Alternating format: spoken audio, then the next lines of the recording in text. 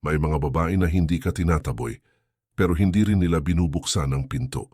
Hindi ka nire-reject, pero hindi ka rin inaanyayahan. Tahimik lang ang kilos nila, pero ramdam mong may nangyayari. Ito ang klase ng sitwasyon na madalas nakakalito sa lalaki dahil sanay tayo na kapag gusto ka diretso at kapag ayaw malinaw. Pero sa pagitan ng dalawang yan, may isang estado na bihirang ipaliwanag, ang pagpapakipot. Hindi ito laro lang, hindi rin ito palaging manipulasyon. Minsan ito ay senyales ng interes na may kasamang takot, respeto o pagsusuri. Sa video na ito, hindi tayo magbibigay ng mababaw na tips. Hindi rin kita uudyukan na habulin o umatras agad. Ang gagawin natin ay unawain ang dynamics, kung bakit ginagawa ito ng babae, at kung paano ka gagalaw bilang lalaking may dignidad, malinaw ang isip, at kontrolado ang emosyon. Makinig ka ng mabuti. Hindi lahat ng senyales ay halata, pero kapag nakita mo na, hindi mo na ito makakalimutan. Senyales 1, hindi ka niya tinatanggihan pero laging may delay. Kapag ang babae ay ayaw sa'yo, mabilis ang kilos niya. Hindi siya mag-aaksaya ng oras. Hindi siya magbibigay ng mixed signals. Diretso ang busy ako na hindi na sinusundan. Pero kapag nagpapakipot siya, mapapansin mo ang pattern ng delay. Hindi ka ini-ignore pero hindi rin agad sumasagot. May pagitan ng replies. Minsan mabilis, minsan mabagal. At kadalasan, walang malinaw na paliwanag. Psychologically, ito ay paraan ng pag-test.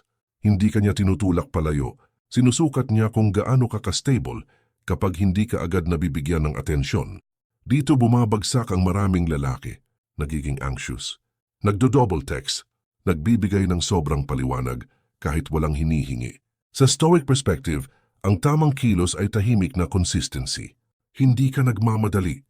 Hindi ka nagtatampo. Hindi ka rin nagiging cold bilang parusa. Simple lang, mag-reply ka kapag may sasabihin ka at kapag wala, hindi mo kailangan punuin ang katahimikan. Ang lalaking hindi natitinag ng delay ay lalaking may control. At iyon ang unang bagay na hinahanap niya. Senyales 2, may interest ang tanong niya pero may limit ang distansya. Mapapansin mo ito sa klase ng usapan, hindi shallow. May curiosity, tinatanong ka tungkol sa trabaho mo, pananaw mo, mga desisyon mo sa buhay. Pero kapag papunta na sa personal, biglang may harang. Hindi siya nag-o-open fully. May mga detalye siyang pinipigilan. Hindi ito dahil sa kawalan ng interes. Kabaligtaran pa nga. Ito'y self-protection. Kapag ang babae ay nagpapakipot, may takot siyang mawalan ng leverage. Ayaw niyang maging mas invested kaysa sayo. Ayaw niyang mauna sa emosyon. Sa masculine frame, hindi mo kailangang pilitin ang access. Hindi mo kailangang i-interrogate. Mas lalong hindi mo kailangang mag-demand ng vulnerability. Ang tamang galaw ay paglikha ng safe space sa pamamagitan ng halimbawa. Ikaw ang kalmado. Ikaw ang grounded. Hindi mo ginagamit ang impormasyong ibinibigay niya laban sa kanya. Kapag nakita niyang hindi ka nagmamadali pumasok sa mundo niya, siya mismo ang magbubukas ng pinto. Senyales 3. Inaalagaan niya ang image niya sa harap mo. Kapag gusto ka ng babae pero nagpapakipot, may isang bagay kang mapapansin. Mas maingat siya sa kilos, sa salita, sa itsura. Hindi ito pagpapanggap. Ito ay subconscious signaling. Kapag walang interes ang babae, relaxed siya. Walang pakialam. Pero kapag may gusto siya, nagiging intentional ang galaw. Iniisip niya kung paano siya makikita mo.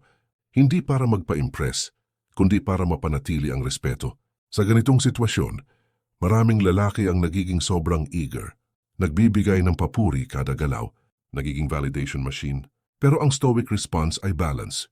Hindi mo siya pinapansin ng sobra. Pero hindi mo rin siya binabaliwala. Isang mahinahong papuri. Isang malinaw na interes. Walang pilit, walang drama. Kapag nakita niyang hindi ka alipin ng attraction, mas lalong lumalalim ang paghanga niya. Senyales 4. Pinaparamdam niya ang presensya pero hindi siya laging available. May mga araw na ramdam mo siya. May presence, may warmth, may connection. Tapos biglang mawawala. Hindi dahil may problema, kundi dahil kusa. Ito ang classic na push and pull. Hindi para saktan ka, kundi para makita kung sino ka kapag wala siya. Ang lalaking nawawala sa sarili kapag nawala ng access ay red flag. Ang lalaking nagpapatuloy sa buhay kahit wala siya ay rare. Ito ang dahilan kung bakit mahalaga ang sariling mundo mo. Trabaho, disiplina, layunin. Hindi mo ginagamit ang babae bilang sentro ng araw mo. Bahagi lang siya ng mas malaking sistema. Kapag nakita niyang hindi umiikot ang mundo mo sa kanya, nawawala ang pangangailangan niyang magpakipot dahil alam niyang may lalim ka. Senyales Pimbe. Hindi kanya pinipigilan pero hindi rin siya umaabot. Hindi kanya sinasabihang tumigil. Hindi ka rin niya inaabot. Ito ang pinakatahimik na senyales at pinakamadaling ma-misinterpret. Maraming lalaki ang nag-a-assume na ito ay mixed signals pero sa totoo lang, ito ay invitation na hindi verbal. Ang tanong dito ay hindi kung ano ang gagawin niya. Ang tanong ay kung ano ang gagawin mo. Ang stoic approach ay malinaw. Magpakita ka ng direksyon. Mag-aya ka ng malinaw. Walang paligoy-ligoy. At kapag tumanggi siya, tinatanggap mo ng buo. Walang pilit, walang habol. Ang lalaking kayang tumayo sa sarili niyang desisyon ay lalaking kinikilala. Senyales 6. Pinapansin niya ang reaksyon mo kapag may ibang lalaki. Ito ang senyales na bihirang aminin ng babae, pero madalas mong mararamdaman. Hindi niya direktang sasabihin na nagseselos siya. Hindi rin siya magtatanong ng malinaw.